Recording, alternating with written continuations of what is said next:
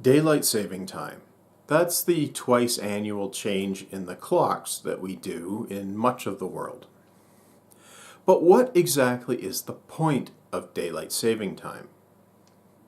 Well, if you're at the equator, there really is no point, since day and night are basically the same length of time year-round.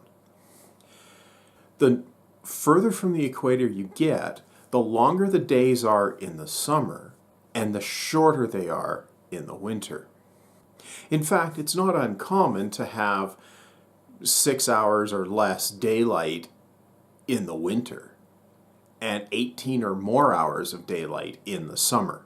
Now, it's where you get into the areas with the longer daylight where daylight saving time would seem to have some benefit. It doesn't really benefit agriculture and that sort of industry, since those generally depend on the actual day-night cycle. They don't worry so much about the wall clock time. But when you get into the non-agricultural industries and similar, you get into the service industries, commerce, manufacturing, all of that stuff. Stuff that generally goes on in cities and towns. That's when there's some noticeable benefit to daylight saving time.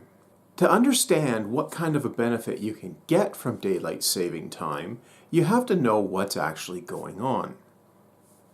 Well, most people, they start their day, say, around 6 or 7 o'clock in the morning.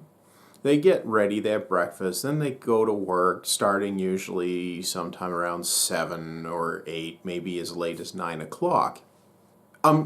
Neglecting the shift workers and the 24-hour operations, that sort of thing, because daylight saving time has absolutely no benefit in those cases, or almost no benefit in those cases. The people who really benefit from daylight saving time are the 9 to 5 type workers, or other workers whose work hours depend on the time of day. These people, they tend to get up at 6 or 7 o'clock, they get ready, they go to work for 8 or 9 o'clock, they work 8 or 9 hours, then they go home, they get home around 6 or 7 o'clock at night. These people generally have their leisure time in the evenings. That means that they would prefer to have more daylight after work than before work. Why does changing the clocks improve that situation? Well, first off, you have to know that on average, the daylight hours are centered around midday. That's approximately noon.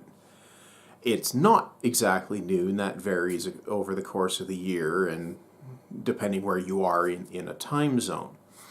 But if you have 12 hours of daylight, then roughly 6 of it is going to be before midday and roughly 6 is going to be after midday.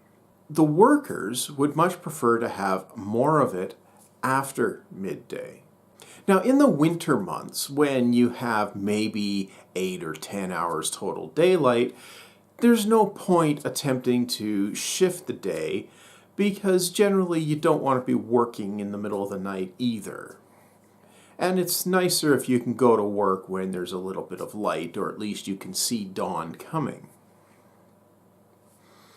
In the summer, however, when there's more daylight, it makes some sense to shift the day somewhat so that more of the night hours are dedicated to the sleeping time and more of the light hours are actually usable for activities.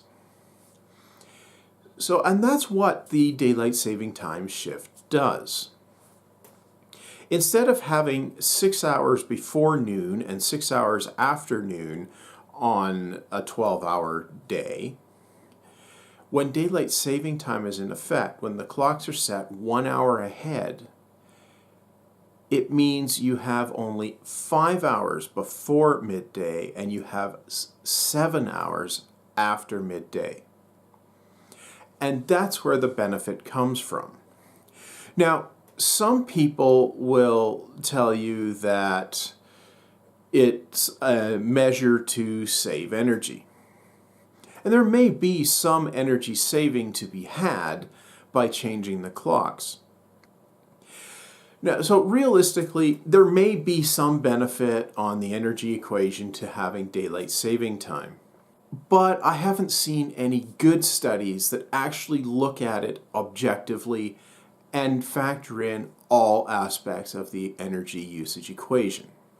So, is daylight saving time worth doing at all? Well, we generally, where we have the variation in daylight, we generally would prefer to have our daylight hours more in the evening than in the morning.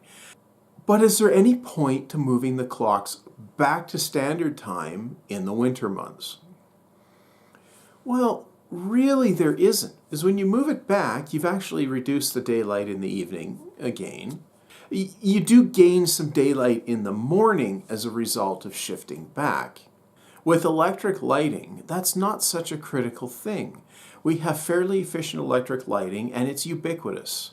We don't need the lighting on the streets to get to work. We have well-lit streets in most areas, and where we don't, people are driving. The vehicles can operate at night with lights just fine. So why don't we just leave the clocks at the same time year-round? There's even some evidence that if the energy benefits to daylight saving time are real, those benefits are actually maintained throughout the winter months as well by leaving the clocks set forward. So why don't we just switch standard time to be daylight saving time? Why don't we just leave the clocks alone year-round? Now, this has an additional benefit. If we don't change the clocks, we don't have that disruption, particularly in the spring. In the spring, when we set the clocks forward, we lose an hour during that particular night. Now, for a lot of people, it's not a big deal. They adjust the next day. They're maybe a little bit tired the following day, and they go to bed the next night, and then they're fine afterward, or after a couple of days. In the fall, well, it's less of an issue because you actually have an extra hour, so it's much less problematic. You just end up staying up an hour longer on one particular day, and you're a little more tired that night, and you sleep well, and you're good, right? But there is some evidence that accidents and other problems do increase during the week following the daylight saving time shift in the spring.